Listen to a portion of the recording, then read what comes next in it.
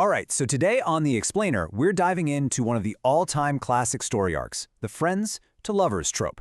And we're going to do it by deconstructing the journey of two specific characters, Finn and Rachel, to see just how a narrative builds that perfect, slow-burn romance.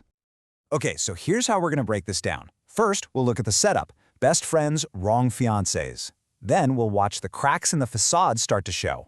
After that, we hit the big emotional moment, a gown and a showdown, which leads us to the point of no return.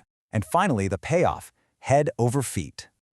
All right, Act 1, best friends, wrong fiancés. This is all about setting up that central conflict. So, right from the jump, the story hits you with this incredible dramatic irony. You've got their official relationships on one side, right? Finn with Santana, Rachel with Jesse, and these are just superficial. They're built on convenience, maybe making each other jealous. You can see it in the details. Santana couldn't care less about wedding planning, and Jesse is just flat out controlling and critical. But then you have Finn and Rachel. Their bond is deep, it's effortless, it's built on years of trust, inside jokes. They just get each other. And this is the core of it. Everyone else can see their soulmates, but they're completely blind to it. And you know, their history isn't just some throwaway backstory. No, it is the foundation for this whole mess. They meet as kids on a playground, instant connection. Then, at 13, they share their first kiss during a game, but they immediately laugh it off as weird, probably because the real feelings were too scary.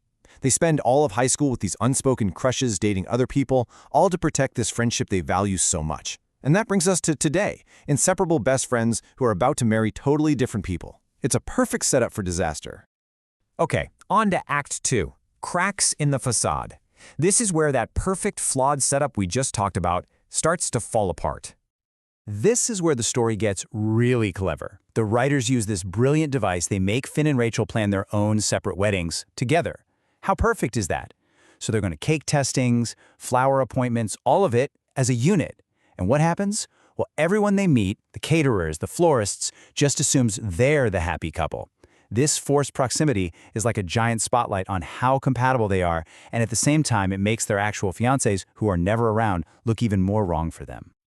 And it's not just us, the audience, who are seeing this. Their friends are practically screaming it from the rooftops. You've got this great quote from Kurt, who basically says, yeah, we all knew. It was so obvious. He even says he knows Finn has been in love with her forever, even if Finn won't admit it. And this is the catalyst, right? This is what makes their friends decide, okay, we have to do something. And they cook up this little divide and conquer plan to nudge them toward the truth. All right, here we go. Act 3, a gown and a showdown. This is the emotional breaking point, the moment where everything changes and there's no going back. And for them, it's not just one scene, it's two massive, back-to-back moments that finally make them face their feelings. So, the first domino falls at, of all places, a bridal shop.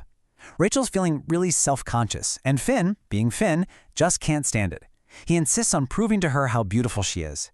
And when he says this dress is just the cherry on top. Everyday Rachel is what's making the dress look so good. I mean, come on. That is not something you say to just a friend. That is a straight-up declaration. And you see the impact immediately in Rachel's internal monologue. It's not just that he gave her a nice compliment. He literally stole her breath away. This is that light bulb moment for her. It's a profound emotional realization.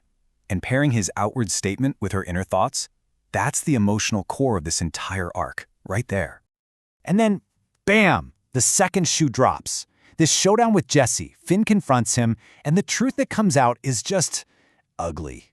Jesse reveals his true colors. He calls Rachel lazy, a charity case. He admits he was pressuring her into getting plastic surgery. And the worst part? He had this secret plan to move her to London after the wedding to completely isolate her. For Finn, this changes everything. It's not just about his feelings for Rachel anymore. This is about saving her from someone who wants to completely destroy who she is. It becomes a rescue mission. Okay, so after all of that, there's no way things can stay the same. The whole charade just shatters. Which brings us to Act 4, the point of no return. This is the resolution.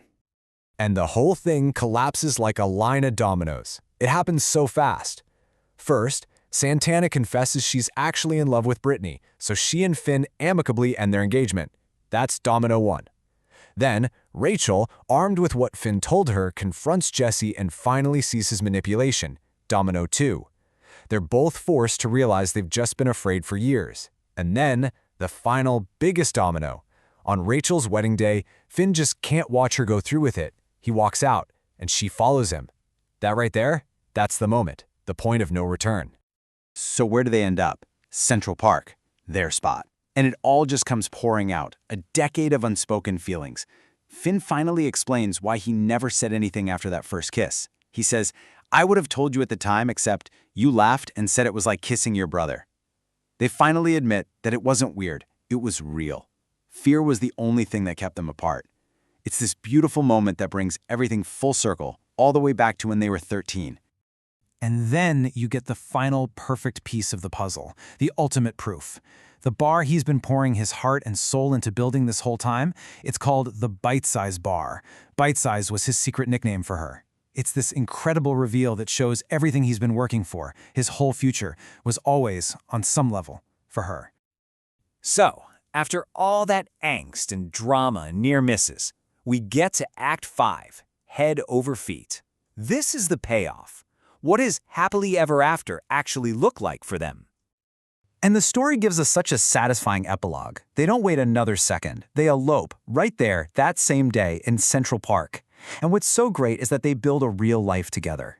They move to London for her career, showing they support each other's dreams. Then they come back to New York, run the bar, and start a family. We see them years later, happy, with 3 kids and twins on the way.